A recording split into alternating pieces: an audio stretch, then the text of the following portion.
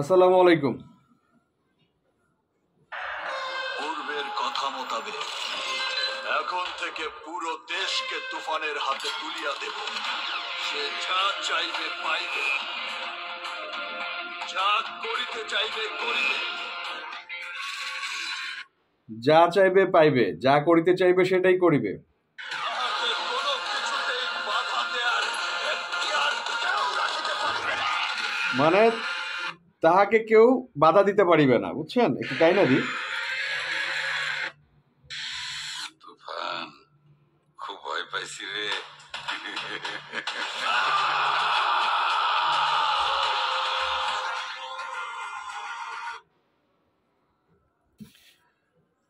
সত্যি বলতে আজকে ভিডিওটা আসলে করতে চাইনি, একদম মন থেকে বলি। চিন্তা করছি সবাই করুক, কালকে করব। মানে এই হলো প্ল্যান ছিল, আগামীকালকে করব। ইনবক্সে এত পরিমাণ নক যে ভাই কথা বলেন না কেন।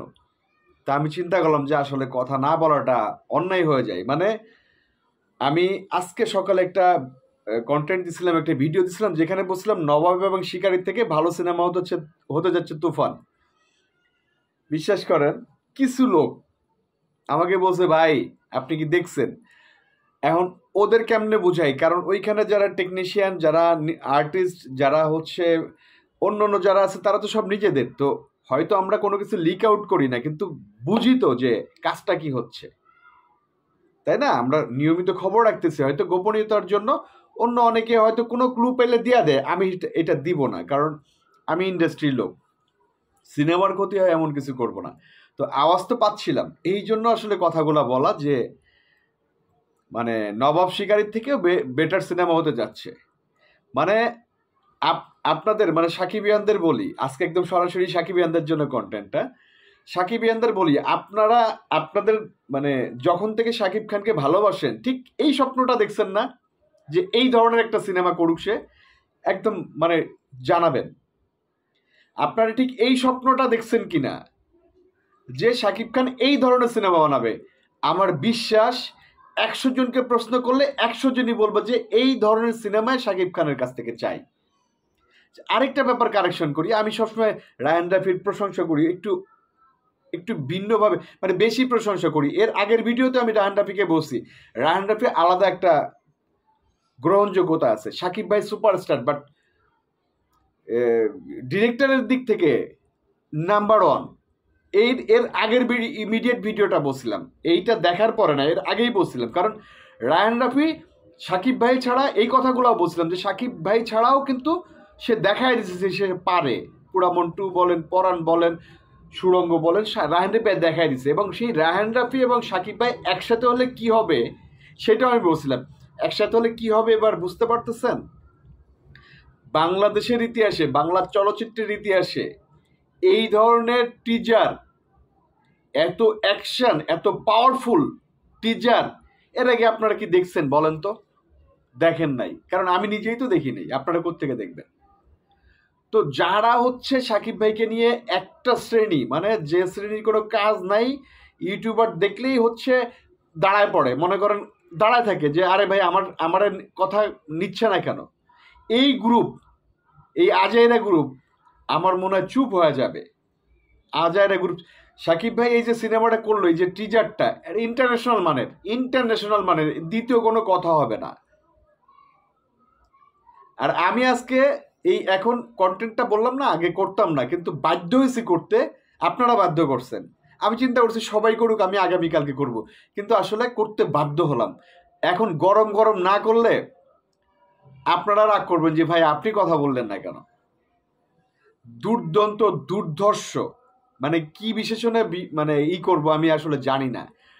তুফানের টিজার, মানে আপনারা কমেন্ট করে জানাবেন আপনারা এক একজনে কয়বার দেখছেন। আমি কয়েকশো বার দেখছি ভাই, তারপরে আমার মানে আমার কাছে মনে হয়েছে যে ইস আরেকটু দেখি। মানে কি দেখলাম এটা, সকালবেলায় একটা দিছে না রাফি ভাই, যে তুফানের টিজার লোডিং হচ্ছে, সাকিব ভাইও দিল, রাফি ভাই দেওয়ার পরে সাকিব ভাই দিল, তখন কিন্তু বোঝা গেছিল যে ঘটনাটা কি। আর আমি তো আগেই আভাস পাইছি যে কি আসতেছে। আর ওইখানে এত গোপনীয়তার সহিত কাজ হচ্ছে, বিশ্বাস করেন কোনো কিছু লিক আউট হতে পারতেছে না, কোনো কিছুই না। সবার ওই যে বললাম না মোবাইল বা এটা সেটা একদম ইয়ে করা রয়েছে যে না এটা করা যাবে না। তো বাংলাদেশের ইতিহাসে এই টাইপের গ্যাংস্টার ভিত্তিক সিনেমা এর আগে ইতিপূর্বে হয়েছে কিনা আমি আসলে জানি না, আমি জানি না। যদি হয়ে থাকে তাহলে পূর্ণতা পাবে এই রায়হান রাফির হাত ধরে। একটা জিনিস বলি, রায়হান রাফি কিন্তু এই ঘরানার সিনেমা এর আগে করে নাই, আগে অন্য টাইপের সিনেমা করছে, অন্য টাইপের স্যাড টাইপের গ্যাংস্টার ভিত্তিক সিনেমা বাংলাদেশের ইতিহাসে প্রথম কিনা আমি জানি না, হয়তো হইলো ওইভাবে সম্পূর্ণ না। আর রায়হান রাফি যে সিনেমাটা উপহার দিতেছে আমাদের, এই টাইপের সিনেমা রায়হান রাফি আগে করে নাই, ব্যাপারটা বুঝছেন ভাই? আমার তো মনে হইতেছে পুরা মানে কেজিএফ ফেল এরকম মনে হচ্ছে। কথার বাড়াবাড়ি হলে মাফ করেন ভাই, দুর্দান্ত। এবং এই তুফান সাকিব ভাইকে কোথায় নিয়ে যাবে, কোন লেভেলে নিয়ে যাবে আমি আসলে জানি না, মানে কোন লেভেলে নিয়ে যাবে। যারা শুধু সমালোচনা করেন অ্যাটলিস্ট তাদের কাছে অনুরোধ, তুফানের টিজারটা